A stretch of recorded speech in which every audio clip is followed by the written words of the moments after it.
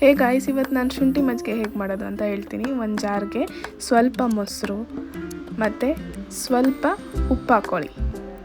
ಉಪ್ಪು ಹಾಕ್ಕೊಂಡು ನಂತರ ಸ್ವಲ್ಪ ಶುಂಠಿನ ಕ್ಲೀನ್ ಮಾಡಿಕೊಂಡು ತೊಳ್ಕೊಂಡು ಅಷ್ಟು ಹಾಕ್ಕೊಳ್ಳಿ. ಅದಾದ ನಂತರ ಮುಚ್ಚಳ ಮುಚ್ಚಿ ಗ್ರೈಂಡ್ ಮಾಡಿ. ಈ ಥರ ಗ್ರೈಂಡ್ ಮಾಡೋದ್ರಿಂದ ನಮಗೆ ಶುಂಠಿ ಫ್ಲೇವರು ಮಜ್ಜಿಗೆ ಕುಡಿಬೇಕಾದ್ರೆ ತುಂಬ ಚೆನ್ನಾಗಿರುತ್ತೆ. ಅದು ಸಖತ್ತಾಗಿ ಟೇಸ್ಟ್ ಕೊಡುತ್ತೆ. ಅದಕ್ಕೆ ಈ ಥರ ಮಾಡೋದು.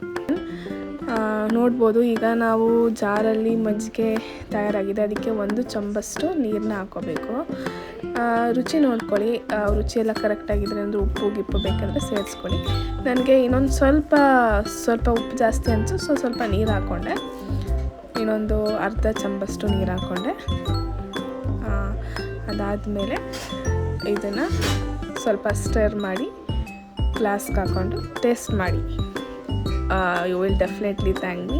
ಇದು ತುಂಬ ರುಚಿಯಾಗಿರುತ್ತೆ, ಚೆನ್ನಾಗಿರುತ್ತೆ. That's it.